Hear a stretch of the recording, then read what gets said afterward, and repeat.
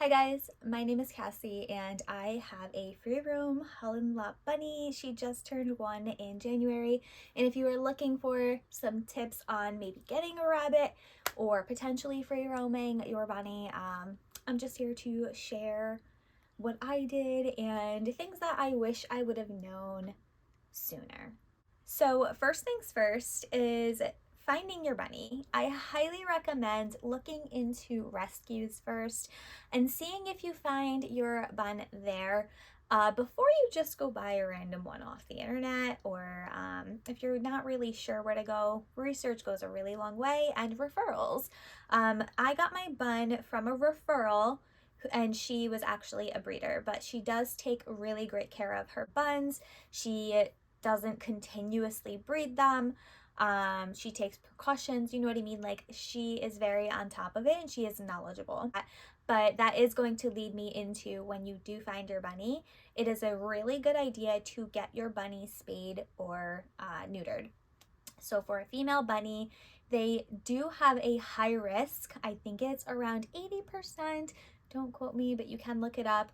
Around 80% chance of developing ovarian cancer. I think it's by the age of 3. So the older they get. And that is a really high risk. So Willow just turned 1 in January, and we finally found somebody to fix her.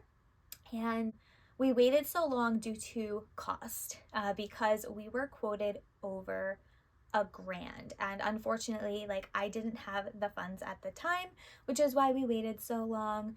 And we actually just found a vet in the area who can neuter or spay her for significantly less.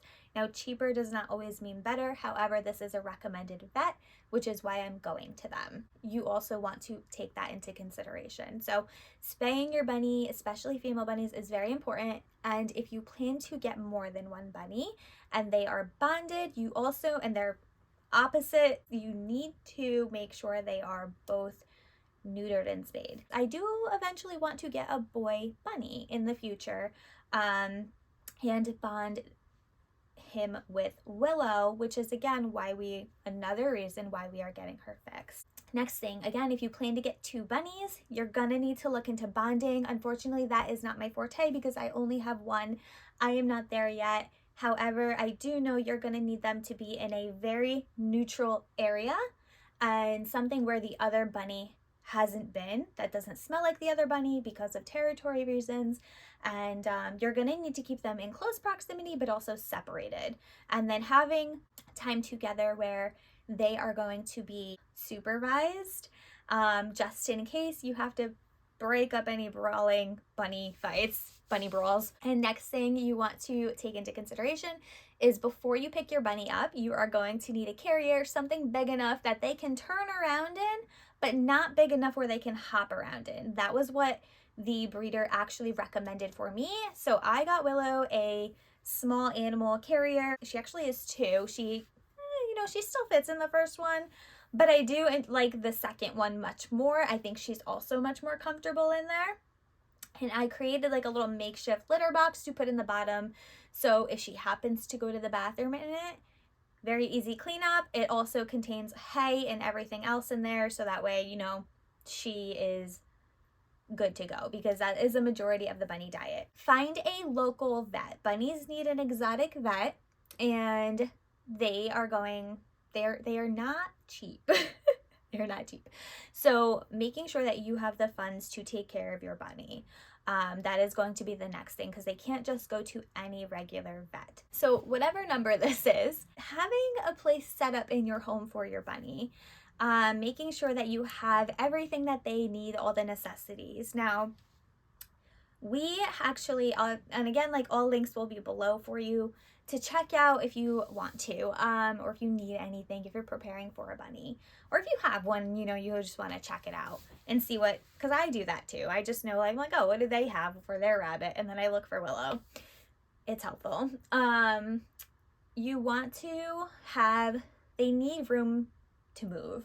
So generally the small cages that they're kept in, unfortunately, like, hot bunnies are energetic. They need space. So generally those, like, small little cages that they come, or that you see them in, there's not enough room. We actually got like a little Build-A-Pen thing for Willow, and we ended up getting two, and we just layered one and stacked the other one on top just to create like a taller barrier, because she could easily hop out the other one. It's about up to my knee. So I'd say it's like about 1.5 feet tall, maybe 2 feet, maybe slightly less than 2 feet. It's somewhere around there, 1.5 to 2 feet tall.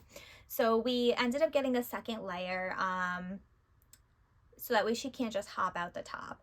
Now again, she is 100% free roam now, so that's not really an issue for us here. However, when we go visit my parents, we typically just bring like a bottom layer with us and build that in the living room for her, so she's not like running all over my parents' house, because there's so many places for her to hide and go under there, and I just don't trust her. So figuring out where you're going to keep your bunny, especially in the beginning stages when you are litter training your bunny. If you want a video on litter training, please let me know. But when you're litter training your bunny, generally a good idea to keep them in that area until they really pick up the habit. Obviously, if you're supervising, you can keep your bunny out, anything of that nature, during the day. But I would say when you're not supervising, pen might be the way to go. Looking back, I think I would have done that more, because she would continuously go on her blanket, which gratefully it was just generally in that one spot because it was hers and she was probably marking territory, but she was also not litter trained at the same time. Once we got the hang of it, she now goes in her litter box. Every once in a while there will be like a little poop around, but it happens. It happens whenever they get zoomies and they're running around. It kind of just falls out. As far as toys go, because bunnies' teeth continuously grow, you want to make sure they have lots of things to chew on. For Willow, we got her like those little hay balls, and like again, it's all linked below, and she really enjoys them. She does have like a wooden thing. It was actually like $30 and the girl barely touches it. So I don't get her like the super crazy toys and anything like that, because she has like no real interest in it. The base layer she chews all over, but the hangy thing she wants no part of. If it's not really a food incentive, she wants no part of it. She has gotten my TV stand a couple times, but as far as like, I can't really complain. She's, knock on wood, but she's a really good bunny. We got really lucky with her because sometimes that's not always the case for people. But she, we make sure that she has plenty of hay kind of things to chew on, hay mats to dig at, and eat. She has hay out all the time. You want to make sure your bunny has Timothy hay out all the time. And pellets. So in another video I can go over like the hay and everything, but your bunny's gonna need hay. It's 80% of their diet. Pellets are just a small amount, and romaine lettuce and certain herbs and things of that nature. So as far as toys go, she has them around, applewood sticks, things like that to help her whenever, she's in like the mood to like gnaw on things that isn't necessarily her food hay, like just something that she's bored. And making sure you're spending time with your bunny, obviously, because boredom leads to destruction and depression in bunnies, and you don't need either of those in your life, and neither does the bunny, right? It's not fair to them. So making sure that you have the time to pay attention is going to probably be the most important out of all of these, or maybe second important, I would say, that you have the time and energy to pour into your bunny because they deserve it. I feel like that's it. I feel like that's good for this video, and I can make a second one, or I will make a second one on